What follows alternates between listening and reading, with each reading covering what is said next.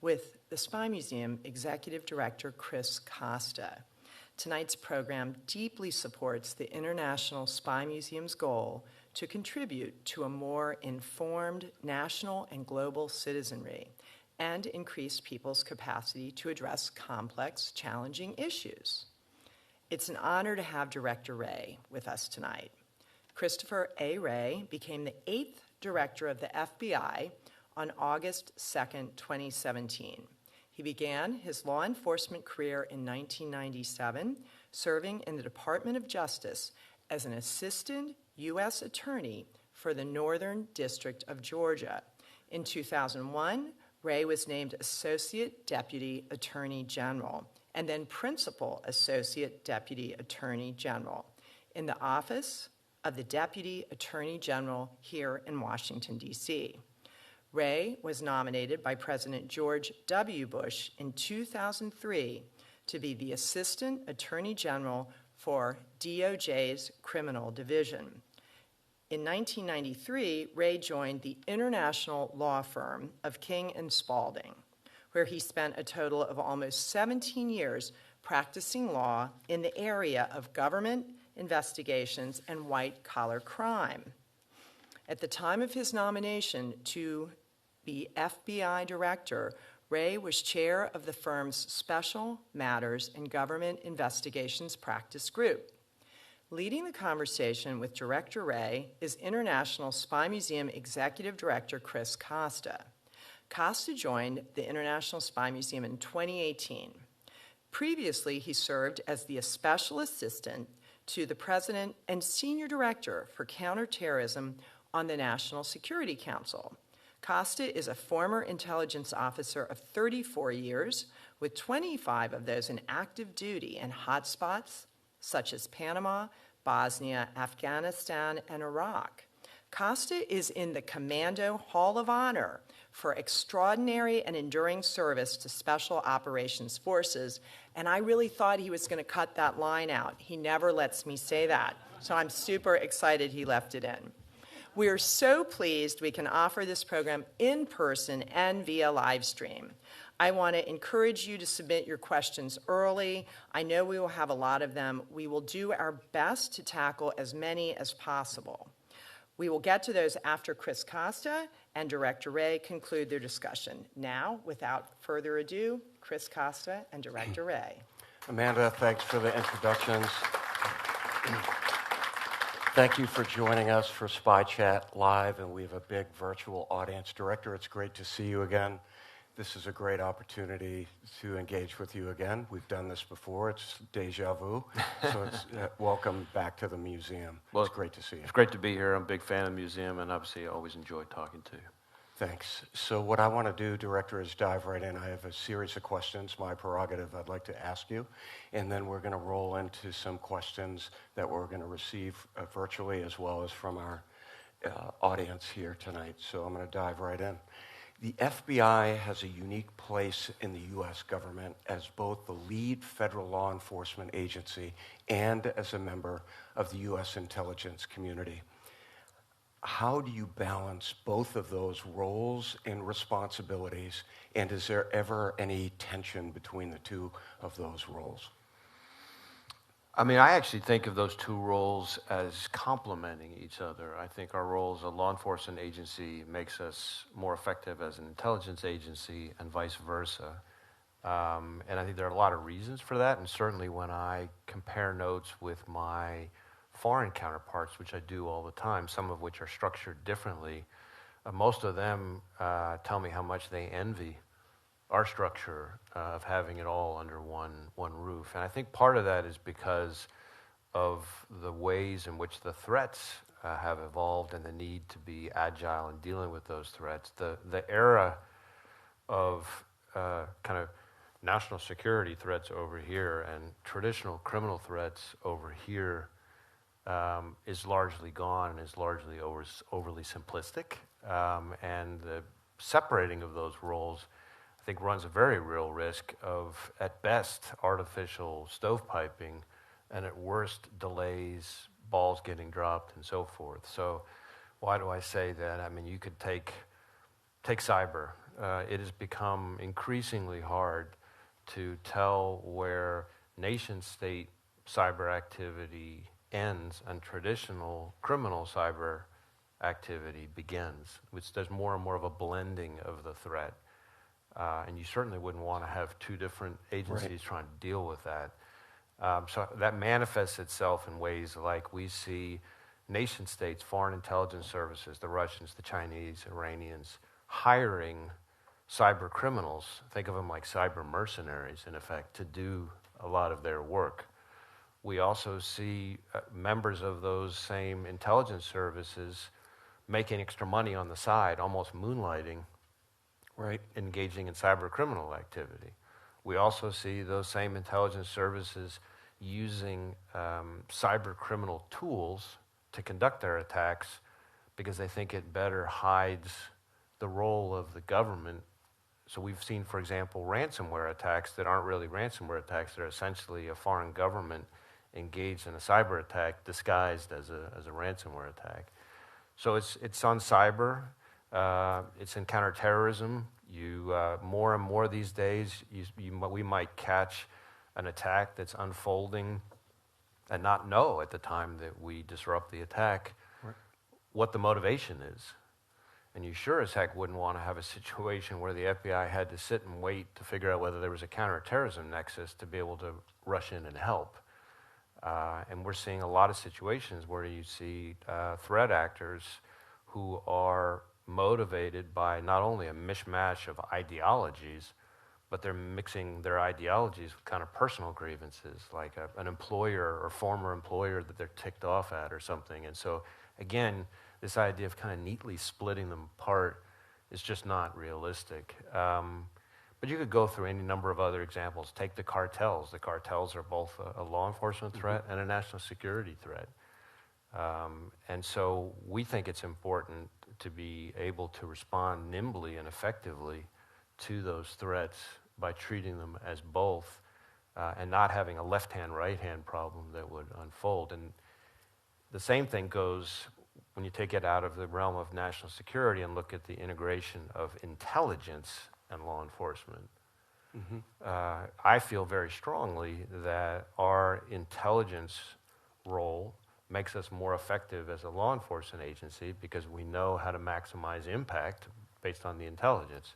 But by the same token, I think our intelligence folks are a lot better at what they do because they know and they work every day with people who have to use that intelligence and action that intelligence. So they know how to make their intelligence useful and actionable.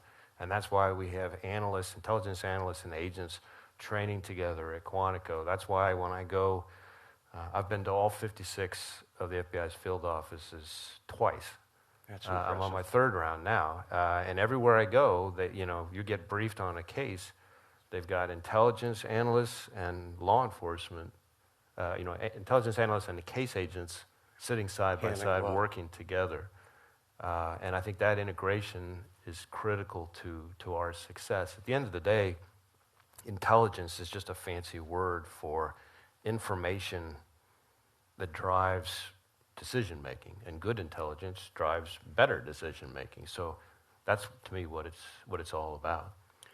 So I've seen that evolve, and I think we learned a lot of lessons from counterterrorism on breaking down the stovepipe, so I appreciate you using that term. And to that point, on stovepipes, I think sort of buried in your question as well, when I look at the intelligence community today, the community part of that is so much more pronounced than what I saw, when I was in FBI headquarters on 9/11 when and I look at the difference.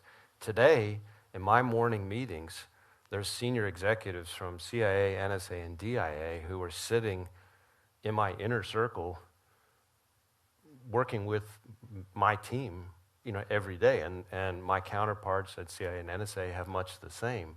And the closeness and the cohesion is really a sight to behold. And so in an environment where there's plenty to be pessimistic about in today's world, that's one thing that should give everybody a lot of encouragement. So, Director, you mentioned the Iranians briefly, and I wanted to dive in and transition to some activities by the Iranians or surrogates. Just 1 year after the FBI disrupted an Iranian assassination plot to silence an American journalist here on U.S. soil, a second targeted plot was unfoiled, again with the same journalist. So 2 plots against the same journalist here in the United States, on our terrain, here in the States. What does that say about Iran's operational persistence? I think it shows the lengths to which the Iranian regime will go to silence their critics, not just in Iran, but here. And you could look across the threat spectrum, and the Iranian regime is showing a level of brazenness and aggression that is palpable and different. In the last couple of years alone, we've had Iranian actors conduct a cyber attack on a children's hospital in New England, try to assassinate the former U.S. National Security Advisor in the United States, as you said, try to kidnap and then assassinate an American journalist right smack in the middle of New York City, tried to conduct a covert influence campaign in the 2020 presidential election to undermine American confidence in democracy that Director Ratcliffe and I did a press conference on in October of 2020. That's all on top of constantly trying to evade international sanctions and being the world's leading state sponsor of terrorism. So if that's not enough to convince people that this is a serious threat, I don't know what is, but I'm very proud of the work in the case that you mentioned that we were able to do in that case with NYPD and other cases with other partners. And as long as the Iranians keep trying stuff like this, they're going to keep encountering the FBI. And it's that hybridized threat that you alluded to earlier. So I'm going to change gears a little bit. You knew this question was coming. Section 702 surveillance powers. They're set to expire at the end of the year. Biden administration officials have said that loss of these powers would be devastating. If you could just share with the audience, what do those powers mean and what's the implications? What's the impact if the FBI loses that critical surveillance tool? Well, the first thing I would say is 702 authority is vital, absolutely vital. Not important, not nice to have, vital. It is what is a crucial tool in our ability to protect Americans from foreign threats. What kind of foreign threats am I talking about? I'm talking about China, Russia, Iran. I'm talking about foreign terrorist organizations, Al-Qaeda, ISIS, etc. And I'm talking malicious nation-state foreign cyber actors. And what people, I think, basically need to understand about 702 is that it is authority that allows the intelligence community to target non-U.S. persons overseas, outside the United States, in national security investigations. And it is not the same thing. A lot of Americans now, in these days, have heard of FISA. This is not that FISA. It's a totally different authority. And in fact, the FBI's role, the FBI's access to 702 information, we only receive a very small, very, very small, like single-digit percentage of the intelligence community's overall 702 collection, all this foreign collection. But that very small percentage that we the FBI get, I would argue in some ways is the most important small percentage, because that's the percentage that relates to protecting Americans here domestically in the homeland. Now, I mentioned some of the threats. You could look out over the next 5 years, and I could walk you through each of the various hotspots in terms of foreign terrorism and argue why we're going to need more and more access to 702 now that we're not in Afghanistan.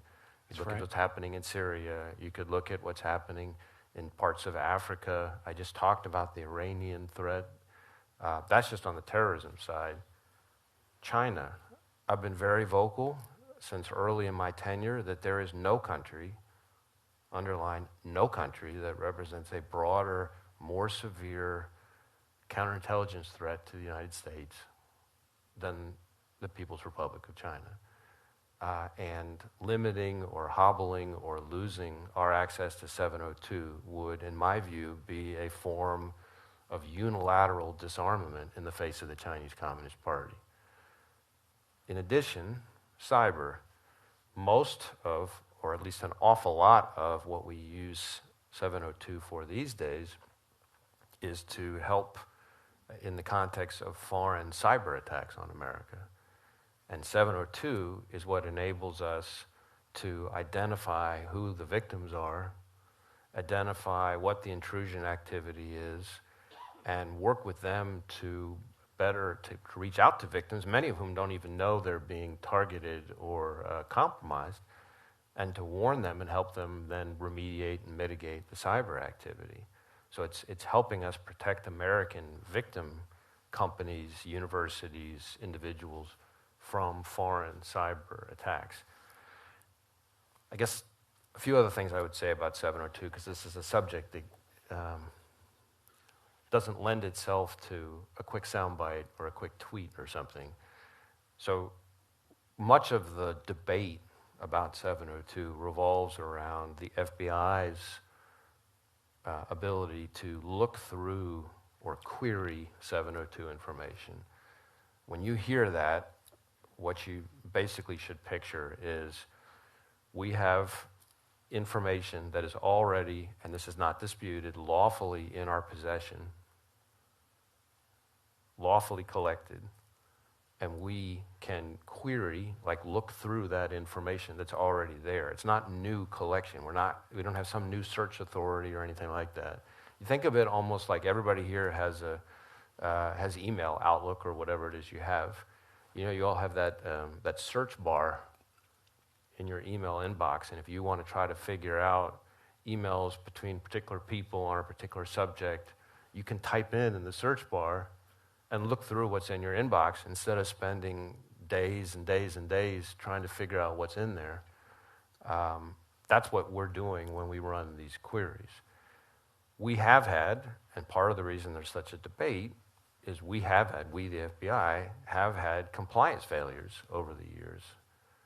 And I make no bones about that. I take that very seriously, and it's something that's not acceptable, and it's something that we've taken great pains in the last couple of years to address. We've put in place extensive reforms, and I'm talking about massive changes to training, policies and procedures, new oversight requirements and pre-approvals. I created a whole new Office of Internal Audit focused just on FISA compliance. And it's working. Mm-hmm. It's working. And I say that not just because you can ask, don't just take my word for it. You can look at the various outside reviews that have been done. In the last little bit, people have started to have reports that reflect our activity since all those reforms were put in place. And those reports show, for example, the FISA court recently found like 99 or 98% compliance and talked about how the reforms that I just described were starting to really work. DOJ had a report, the last couple, I think, have shown like 98, 99% compliance. ODNI, the Office of Director of National Intelligence, their report showed a huge, like 90-something% drop in querying of U.S. persons. This Office of Internal Audit that I talked about created showed an increase to like 96% compliance since we put all these reforms in place. But part of the reason I say all that is because one of the challenges we've encountered, we FBI have encountered, is that an awful lot of the news reporting and certainly an awful lot of the punditry around the news reporting about the FBI's compliance failures has been about reports that cover activity before all those reforms. So even though they may have come out, in the last year, almost without exception, all these negative reports have been about activity that predate all those reforms. Only now, in the last several weeks or so, are we starting to get reports that capture after all those reforms. And that's important because I want people to know that we take compliance very seriously. We want to do everything we can to ensure that we are careful stewards of this authority. But for heaven's sakes, we should not throw the baby out with the bathwater, because this is a tool that we use to keep Americans safe from very serious foreign threats. And I hope at the end of the day that Congress will see it that way too. Well, thank you for that, Director. That was a very comprehensive explanation, but I think it's That's a nice way of saying I was long-winded. No, no. It was super useful, and I was paying attention to your wording, and I learned some additional pieces. And I want the audience to know that I read a piece by Matt Olson at DOJ, Department of Justice today, U.S. Department of Justice, and Josh Geltzer from the White House, certainly a friend of SPY, if I can say that. And they made the case that this would be self-inflicted. And having been a CT, counterterrorism practitioner, these authorities or these capabilities were conceived as CT measures. And I think they were so useful. So I hope that Congress acts appropriately. Transition a little bit. This is a story that really got my attention back in December. A Libyan intelligence operative was taken into custody last December by the FBI, extradited to the United States to face prosecution for one of the deadliest terrorist attacks in American history, the 1988 bombing of an American jetliner, Pan Am Flight 103 over Lockerbie, Scotland. I remember when that happened. There are some people in this room that know we knew people on that aircraft. You and I both had an opportunity to attend a conference on counterterrorism in Las Vegas. Of course, you were a keynote. I was just a speaker. And you made a deliberate decision to talk about this investigation. And the question I have is, why did you choose to speak about this particular international terrorism case? A number of reasons. The first is it was a useful way to remind the audience that, notwithstanding the fact that terrorism doesn't get the same level of attention sometimes in news circles these days as it did earlier in my career and yours, right, that terrorism, both foreign and domestic, remains the FBI's number one priority. And I don't envision that changing. So that was one. A second reason was that even though our approach to tackling the terrorist threats has evolved both between Pan Am 103 and 9/11, and from 9/11 to the present, and there have been different approaches, different tactics, different strategies, different epiphanies about how to deal with the threat. What hasn't changed is the tenacity that the FBI brings to this particular fight, frankly brings to our mission overall. Everybody's heard the saying, the FBI always gets its man. We got our man. I mean, this was 34 years after the attack. It involved generations of FBI employees working on it. But this was the bomb maker of the bomb that brought down the plane that killed 270 people a couple days before Christmas that year. And we're very proud of the work we did with a number of foreign partners and domestic partners to bring him back to the U.S. And I think it underscores the message that the FBI has a long memory and an even longer reach, and we never, ever give up. Well, I want to offer a footnote. So yesterday, and you're probably far too busy to see things that I have written, I published an article yesterday, an opinion piece that we're going to share with the audience about the long arm of justice, because the story that you shared just now resonated with me, but also there was a piece during while I was serving at President Trump's National Security Council. You remember Mustafa al-Imam also was brought from North Africa to the United States to face justice. So I think it's an important time of year when we hit the September 11th anniversary to remember that yes, 9/11 was absolutely a milestone, but similarly, Benghazi happened and other events happened, and I think it's really important to keep in mind that our foreign partners working with us are relentless, so I really appreciate you sharing that, Director. So I don't want to get off the topic of terrorism, so I have another question. Recently, President Biden said that white supremacy is the greatest terrorism threat to the American homeland. So a two-part question. How do you see the threat of domestic terrorism, and what is the FBI doing about these particular threats? So we have for some time assessed that the domestic terrorist threat is persistent. And in fact, we, I think it was the summer of 2019, July of 2019, elevated racially motivated violent extremism to a national threat priority on the same level with ISIS, for example. And then more recently, we've done the same thing, elevating what we call anti-government, anti-authority violent extremism, which encompasses everything from militia violent extremists to anarchist violent extremists. And I think it's a reflection of the significance of that threat in today's environment. We all too often see people who have turned from angry, hateful rhetoric to violence. And we, to be clear, we, the FBI, do not and will not investigate beliefs, ideology, or rhetoric, no matter how despicable it is. But when those things turn to violence or attempts to commit violence, then we have a responsibility to act, and we will, and we have. And we, in domestic terrorism, in one sense, is not a new thing. You go back to Oklahoma City bombing, for example, and you can go back even further than that. But what is new in today's environment, in many ways, is the role of social media as an accelerant to the threat. So you have now, you've always had angry, disaffected people in this country and in every country, you know, who might be inclined to act on their anger.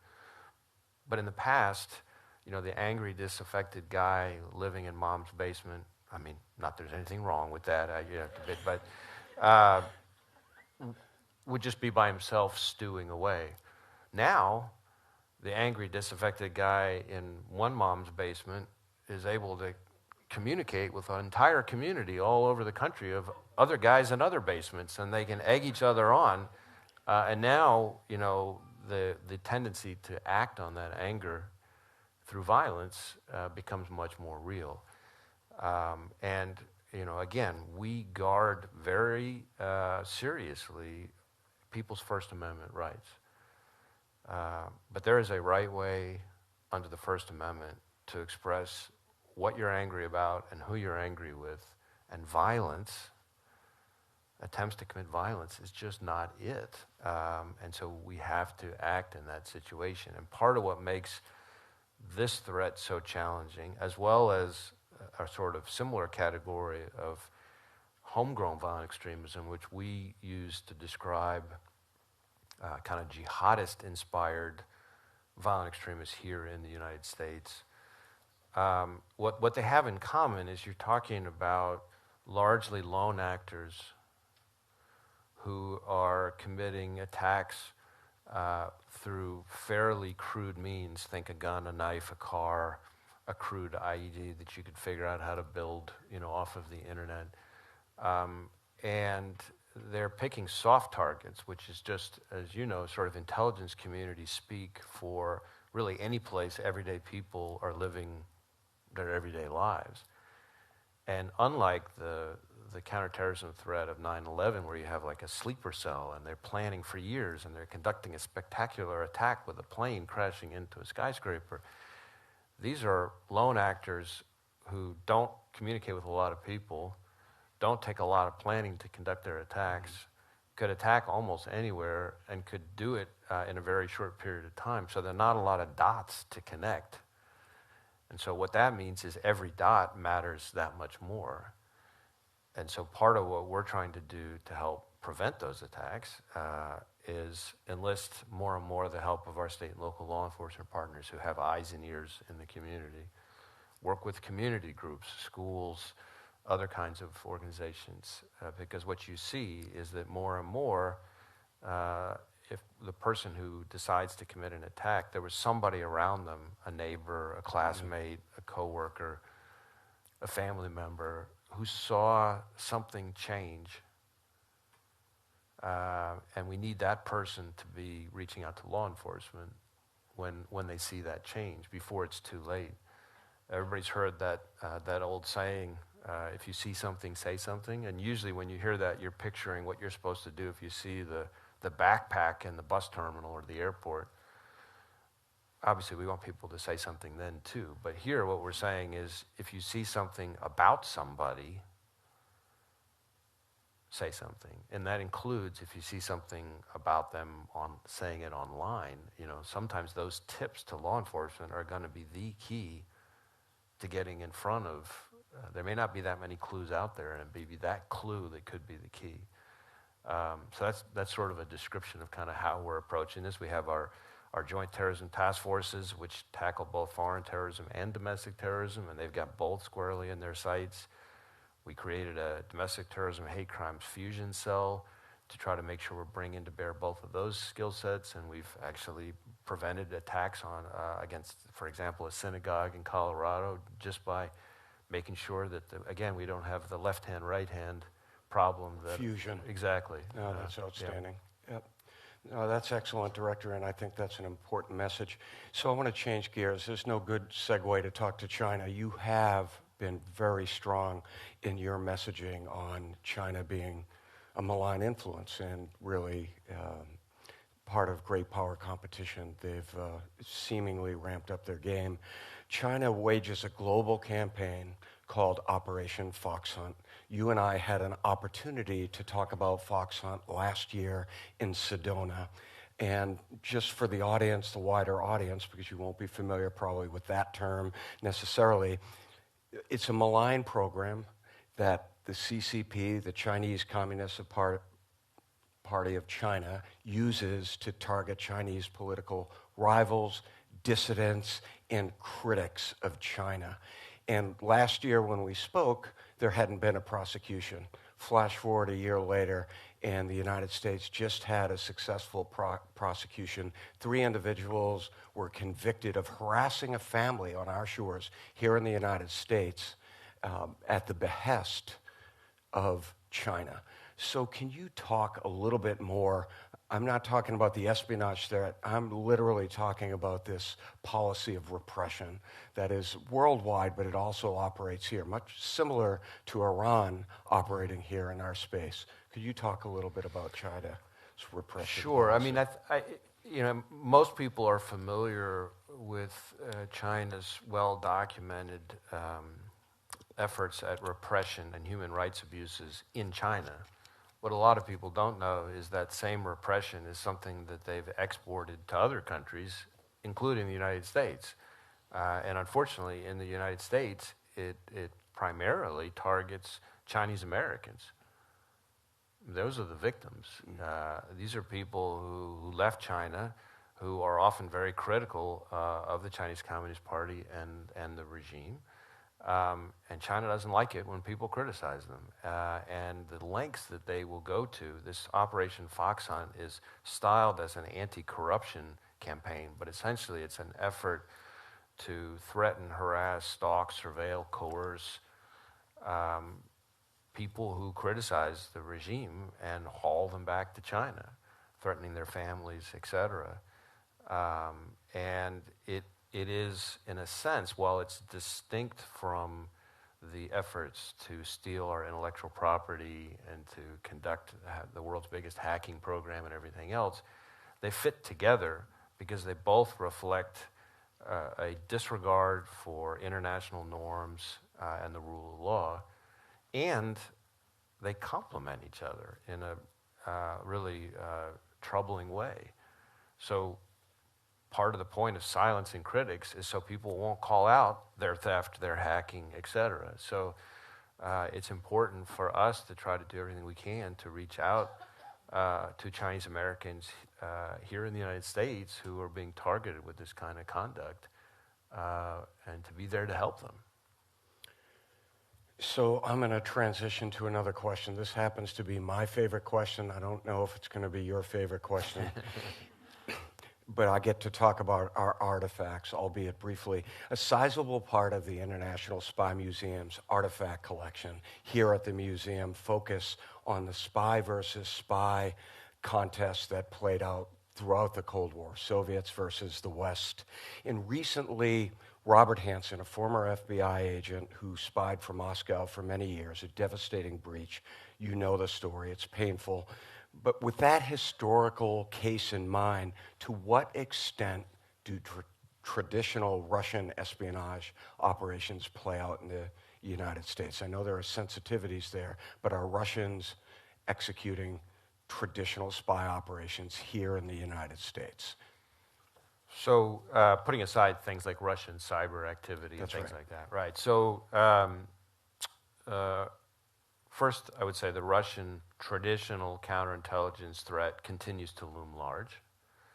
I will say that over the last several years, the United States has made, I think, very positive, significant strides in reducing the size of the Russian intelligence officer footprint in the United States, kicking them out, in effect. And increasingly, we're seeing some of our foreign partners do much the same in their countries, especially in the wake of both the Skripal attack, the poisoning in the UK, but also, obviously, their unconscionable invasion of Ukraine. But the Russian intelligence footprint, and by that I mean intelligence officers, is still way too big in the United States. And it's something that we're constantly bumping up against and trying to block and prevent and disrupt in every way we can. The Russians also use not just traditional intelligence officers, but use cutouts. For example, we just had a case recently where they had enlisted a Mexican citizen who was here in the United States to spy for them here in the United States. So we are certainly mindful of the fact that they have a disproportionately large intelligence footprint here in the United States. Those people are here to advance Russia's interests, and if anybody needs a reminder of what Russia's interests are, you could just look at what's going on in Ukraine. And so we never lose sight of the fact that these are the same people that are involved in unconscionable activity and aggression in Ukraine, and the same kind of people who conducted the attack against Skripal, the gas nerve agent in the UK. So we know who we're up against.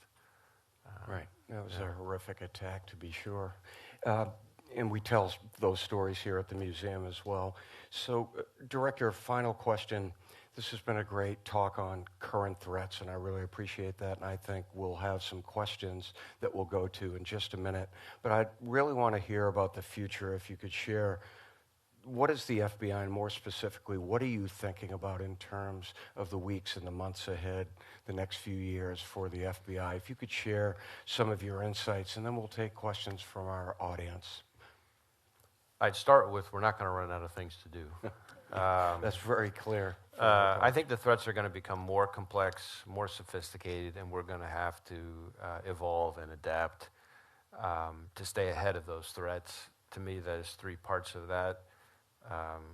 Innovation, partnerships, and the people that we recruit to join the FBI.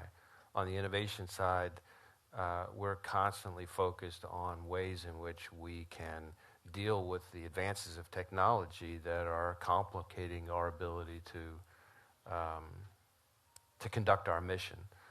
You know, we have, if you think about almost every investigation we conduct and almost everything we do, there's three things in common. There's the evidence, the documentary evidence, which is the emails, the documents, whatever it happens to be. There's the human information, the witnesses, the sources, and there's the money. The stuff, the people, the money. Well, the stuff is getting harder and harder to lawfully access because of the way companies are designing encryption, which is basically no matter how good your legal process is, they're basically hiding it.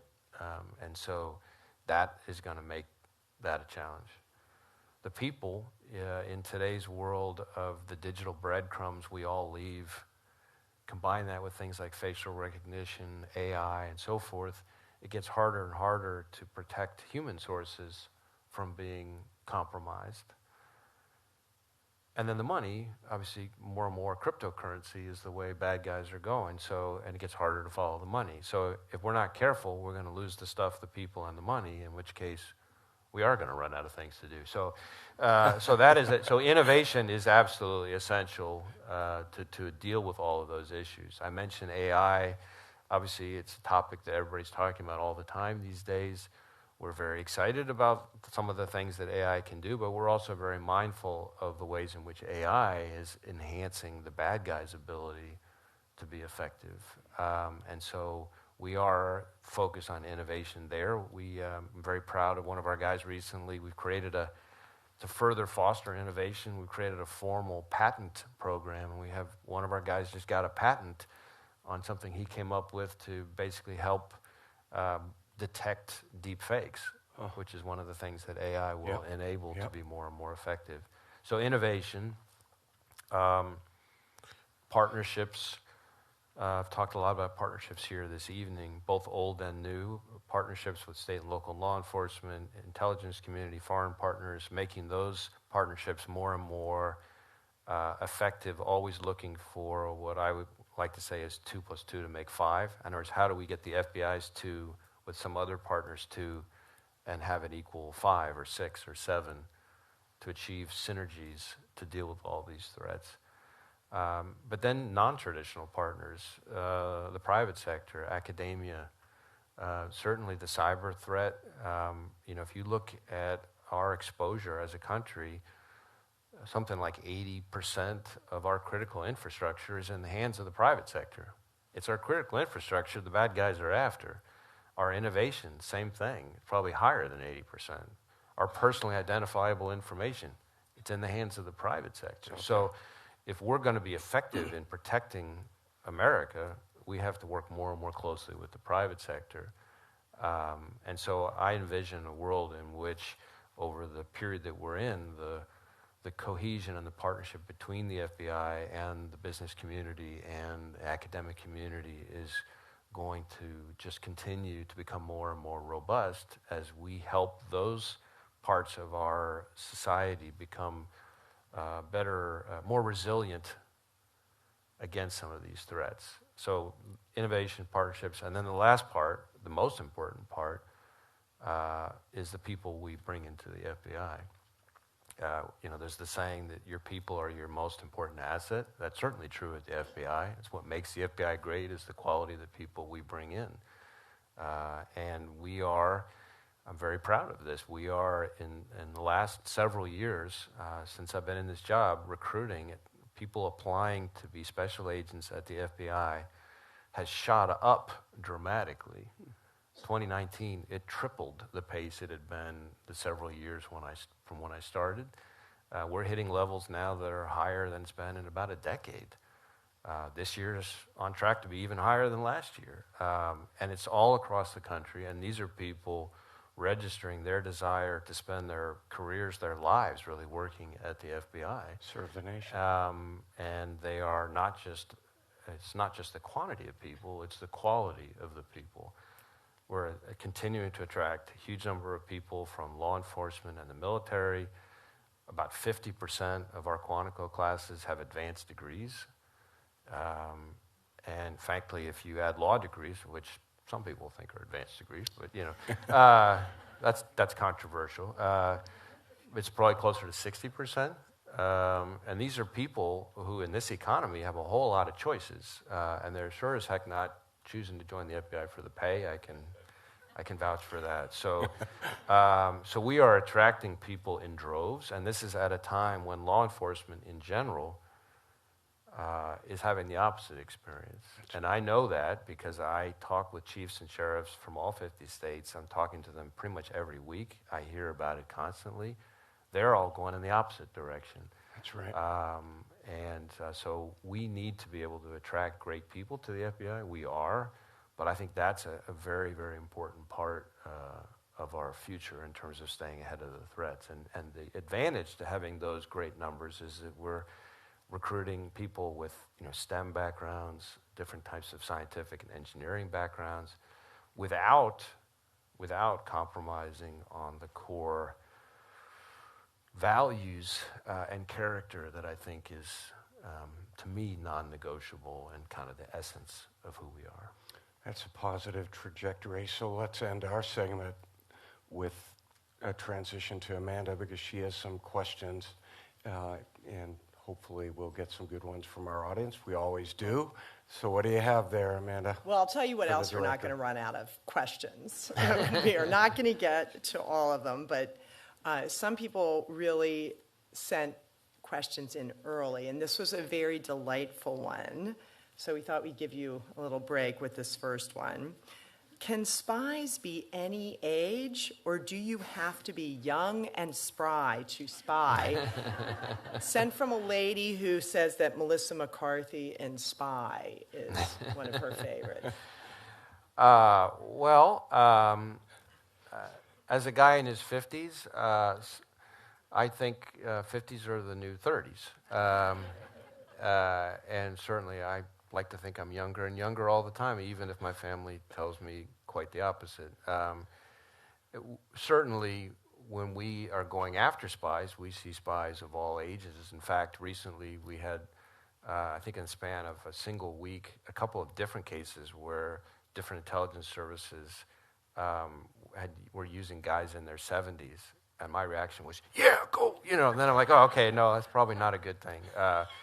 But it just goes to show that, people in their 70s can be pretty formidable, and I'm looking forward to it. Chris, do you have any comment on that? No. I wish I was in my 50s, is what I wanted to say. I'm not suggesting that Chris is in his 70s. So. Now, this one came in virtually. We've had a number about this topic. And you kind of touched on artificial intelligence earlier, but do you want to elaborate on how it is affecting the FBI and its intelligence gathering? Sure. So, that's a huge topic, obviously. Maybe the best way to do it concisely is we sort of think of AI in three buckets, both offense and defense. Offense, we're obviously doing all kinds of things. I mentioned the guy who'd gotten the patent just recently. Right. But we're doing all kinds of things to try to figure out how we can responsibly use AI to go after the bad guys. That's obviously a very important part of our future. But in many ways, what I'm more focused on right now are the other two ways, the sort of the defense side of it, the ways in which AI is either enhancing or enabling bad guys to be more effective in the threats they pose, or third category of the three, the ways in which our foreign adversaries, especially the Chinese, are trying to steal our AI. America leads the world in AI development. I think something like 18 of the 20 most successful AI companies in the world are American. Needless to say, that puts a gigantic bullseye on them from the Chinese government. If I jump back to that middle category, ways in which AI is enabling bad guys to do their things, it's essentially, we look at it a little bit like the way in which, when the internet first came around, the way that just exploded all kinds of malicious activity. We're seeing it in terms of AI making phishing emails more effective. We're seeing it, AI, in terms of virtual kidnappings. I don't know how many people here are familiar with virtual kidnappings, but that's when somebody calls you, and they typically target the elderly, but they say, hey, we've kidnapped your son or your daughter, and if you don't wire money to this account without hanging up, we're gonna, kill him. Well, that's scary enough, but AI is now enabling some bad guys to spoof your son or daughter's voice. And so then you hear the call, and in the background you hear what sounds like your son or daughter's voice, and you're even more likely to think this must be the real deal. So those are just a few examples. AI, we're also seeing AI being used as a way for bad guys to conduct searches online that you can't track and follow. I mean, there's a whole slew of things. At the moment, what AI is really doing is enabling less sophisticated bad guys to be more successful and effective than they otherwise would have. Think of it like, you're all familiar with, you get the phishing email that's, you can tell was written by somebody for whom English is not a first language, and you kind of know, I shouldn't fall for this. Well, AI is already quickly enabling a lot of those people to sound a lot more credible and a lot more like fluent natural English speakers. So it's going to get harder. What I'm really worried about is a few years from now, we're going to see the most sophisticated actors be able to up their game using AI. AI is not quite yet at the point where the most sophisticated adversaries, like they're not using ChatGPT to do their stuff. Like they're already up here, but you give it a few more years and there's going to be things that'll enable them to take it to a whole nother level. I mentioned the Chinese and the theft of AI. They have a bigger hacking program than that of every major nation combined. They have a massive malign foreign influence campaign, and they've stolen more of Americans' personally identifiable information than every nation combined.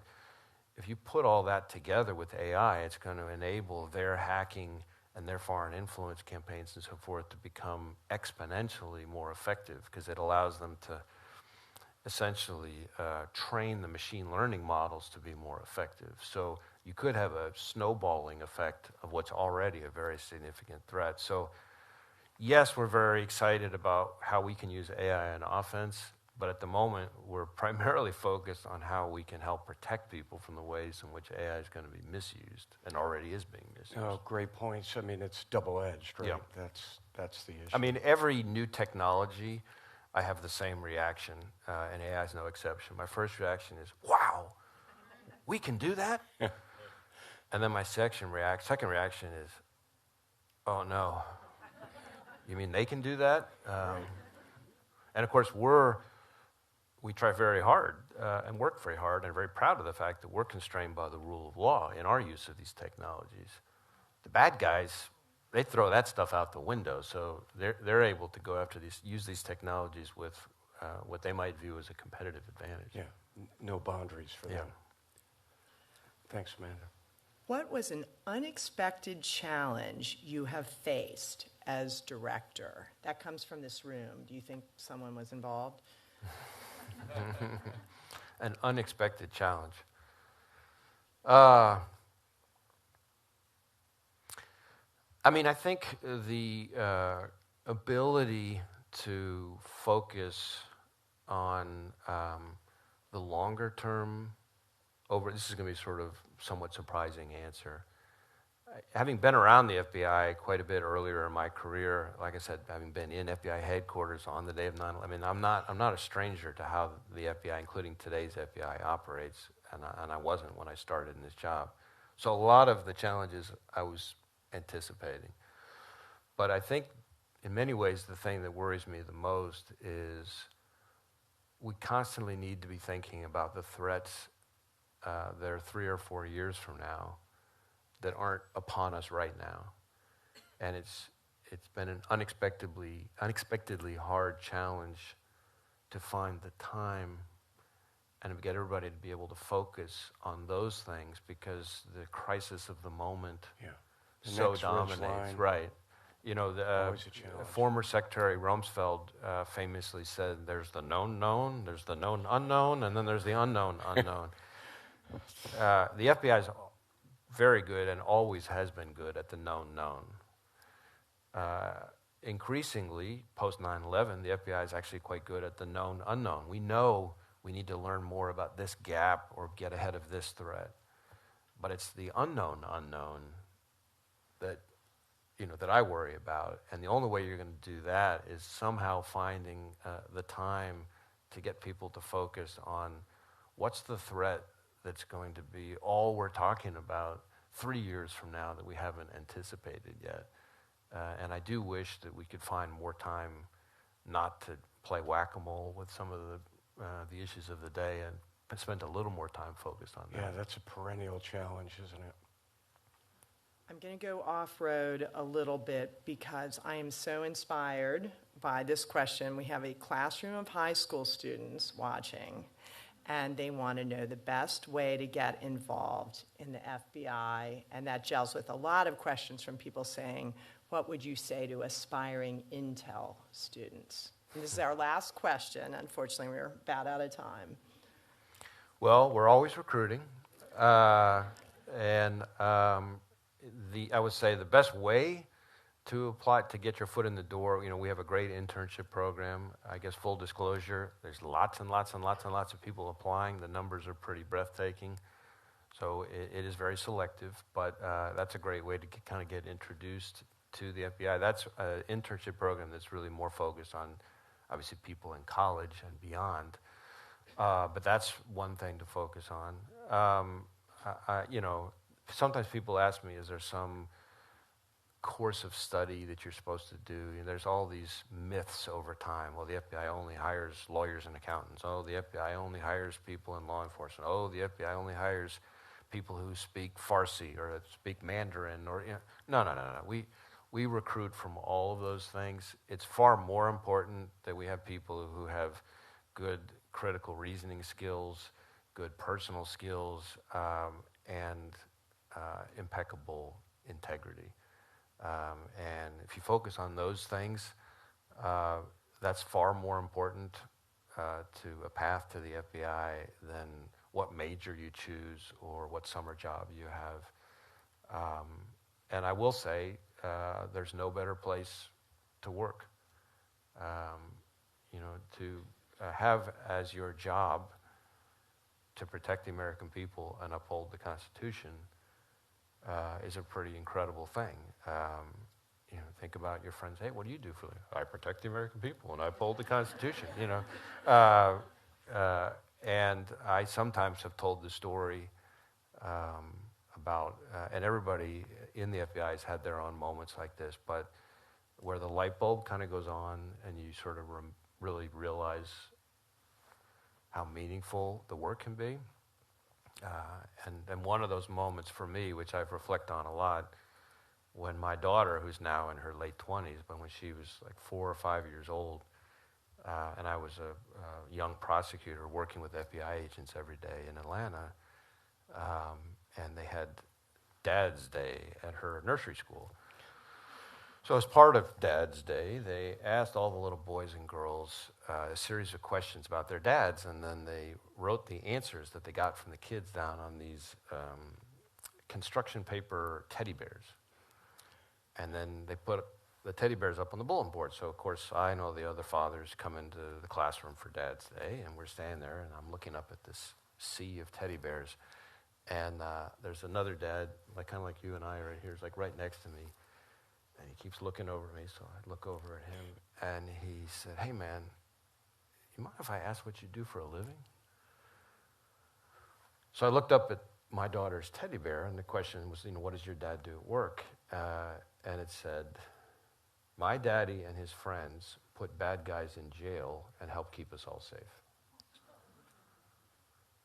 And I'm a normal guy, so I look over at his teddy bear. His teddy bear said, "My daddy talks on the phone all day, so Mommy and I can buy nice stuff."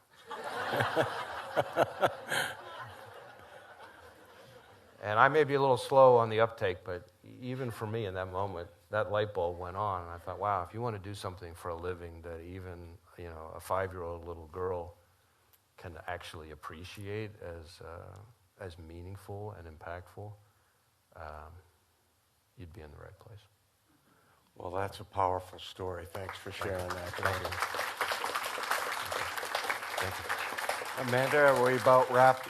Yeah, do you have any remarks before I give I just final want to thank instructions. our audience virtually as well as here. Thank you for coming to Spy Museum on this rather warm Washington, D.C. evening. And Director, it's great to see you again. We're super grateful that we could have you here and share your insights and help educate the public and give them the understanding and the insights that they glean from hearing you talk about the FBI and national security problems. We're really grateful. Thank you. Well, thank you. Great to be here.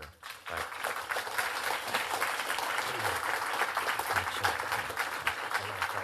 I'm going to ask everyone remain in your seats until the director is on his way. He's been really generous with his time. Unfortunately, he is off to another location. Thank you so much for joining us this evening. Tomorrow, we will share with you the article that Chris Costa touched upon in the discussion. We'll send that out to everyone.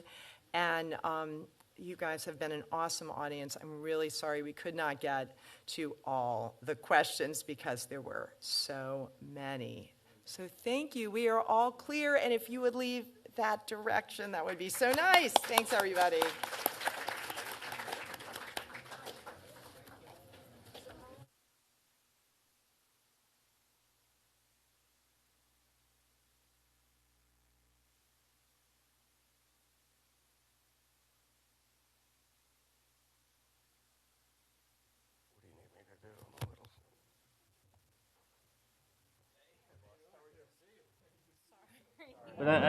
Booms up.